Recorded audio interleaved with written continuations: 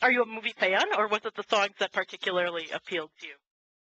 Well, I love movies, as much as anyone probably, but it's not because I'm a movie buff or a Okay. student of film or anything. But I heard a lot of songs right away that I would have liked to record, so that's really the reason I chose that.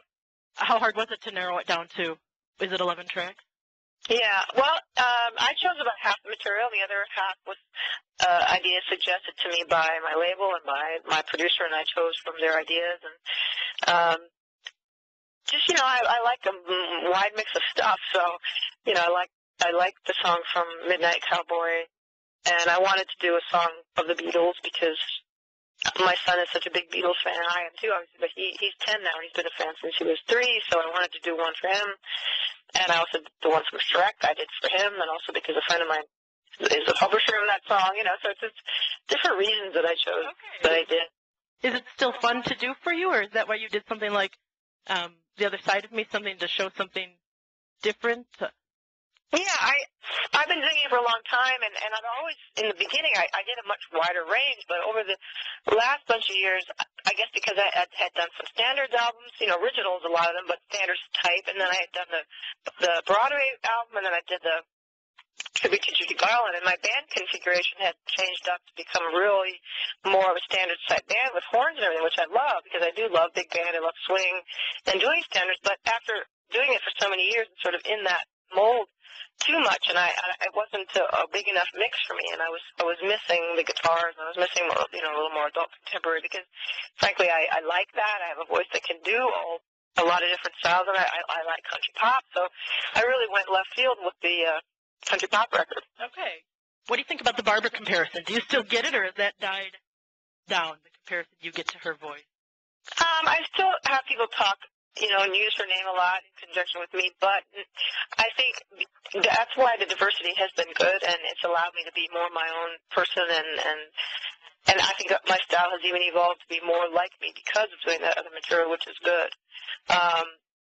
She was a great, even though I've never met her, she was my mentor in a way, and she was my vocal teacher because I'm self-taught, and she, along with Judy Garland and an opera singer named Eileen Farrell, but I really don't listen to much of that anymore. I listen to country pop and adult contemporary. I listen to instrumental music. I don't really go around listening to Streisand or Garland that much anymore. I still enjoy it, but it's not my main focus of what I listen to these days. And they're just all elements of what went in to make me whatever I am at the moment.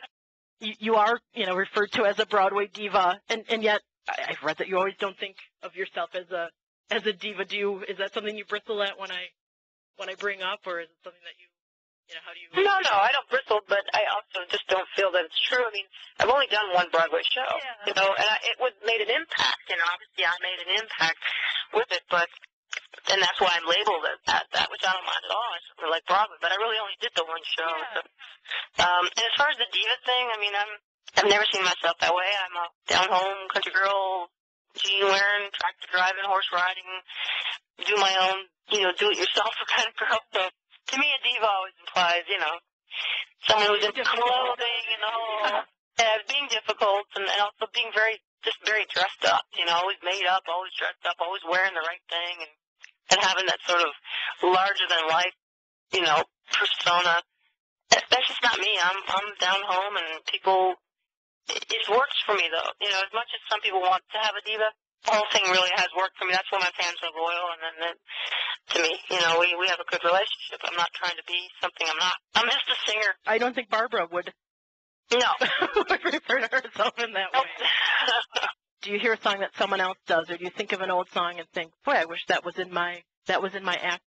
Well, I think I used to before I did this particular band, but now I pretty much feel like I can sing whatever I wanted. I mean, it's more a question of if I do this, am I going to hear bodies dropping in the audience or fall out of their chairs, But I've already kind of done that even with my own song. I've been writing a lot, and I got one song on my last album that was mine, and it gets the most attention, actually, and it's the one that I wrote called Waiting for the Fall, which is a real country pop rocker, It's the most screaming guitar and the whole bit, and I love it, and people love it, but the ones who aren't used to me doing that stuff, so I always wonder, am I shocking a few people out there? But that's kind of fun. I bet it is. Do you have interest in going back on Broadway? I know that's often speculated about, and I would imagine the schedule would be quite grueling? Well, the problem is it's just that, you're not going to see your kid if you have a kid that's in school. And I live an hour out of the city, and I would be leaving shortly after he got home from school, and I would be getting home after midnight. And it just takes your whole life. It's 6 days a week, and if you're playing lead, it pretty much it just consumes your life. And even though it was fun and I enjoyed it, and I wouldn't rule it out one day, but it's just not a focus of mine right now. It's also extremely exhausting, and I don't sit and sing softly. I'm a huge belter. People who want me to belt, they're waiting for those big, huge belt notes, and that's tiring. So to do that 8 shows a week that's hard. I'm getting older, and I'm not really looking for that right now. Do you have another album in the works now, or do you have a date committed? Well, what I'd like to do the next one is more of my own originals mixed in with some great cover songs, because I've gotten a publishing deal for my writing now, and people seem to be pretty enthused about it, and liking the stuff that I've been writing and performing on the stage. So that's exciting, and that's the most creative I can be, so my focus is really on that. Now, I know you were on Star Search. Do you watch modern versions like American Idol or Oh, sure, yeah. I don't watch the phony part, all the auditions that are up to that, but when I get to the final group where there are really good performers, then I do watch it. Although I always TiVo it, and I always go over the comments. I don't care to hear what they're saying. I just really want to hear the performances, and that's about it. Have you been following Susan Boyle? Is that a story that interests you? I wish her the best. I'm happy. Obviously she's someone who's loved to sing her whole life, and that she's got this amazing opportunity now, and to have a career, which just doesn't happen, for a lot of people. Do I think that she's phenomenal? No, to be honest, she's not.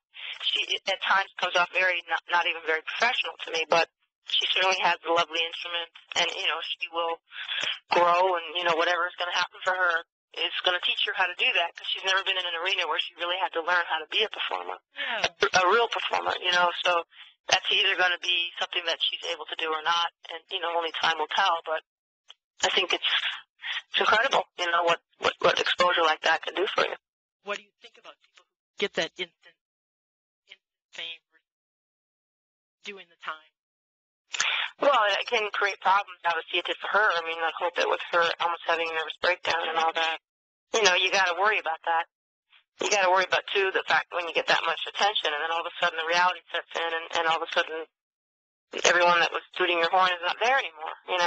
Psychologically, it's got to be hard, I think. I'm sure people who thought you were brilliant probably think you're a hack within 2 months' time, Or you just hear the current news in the consciousness of the public that it only has an attention span of 15 minutes. That's what's hard. You seem like you've maintained a lot of your Midwestern Minnesota values. Would you say that's fair to say? Well, it's partly because of the fact that it happens gradually and slowly. It's something I've worked for all those years, and just slowly and steadily building an audience. Obviously, I had some big bumps with, different things like the Broadway show. When I won Star Search. When I did TV, I had big supporters in Rosie O'Donnell and Kathleen Gifford. You get bumps in your career like that, which really helped. But for the most part, it happened very slowly and steadily, and that has been good for me, and I call myself a minor celebrity. People, sure, a lot of people know who I am, but plenty don't know who I am, and I can walk around and have a pretty normal life. I forget that, I'll be walking around looking like crap, and somebody will recognize me, but I don't care, because it's not in my face all the time. I've had a taste of it, of what it would be like to be that big and famous, and I realized after the fact that I'm not sure that I would want it. In fact, I know I really wouldn't want it. Yeah, it seems, just kind of looking at, from an outside glance at your career, it seems almost purposeful to not pursue that level. You certainly could probably be a much larger star than you are, if you wanted to do that. If you want to give up your life and work that hard, it has to be 24/7 about the career. You have to be willing to hop on a plane and go anywhere, everywhere, and always be in the public eye, always doing the press, always promoting the product, which is you, and I just was never willing to do that. I had too many other interests in my life, and I think I'm a happier person because of it. I know a lot of people in this business, and so many of them they're just not happy.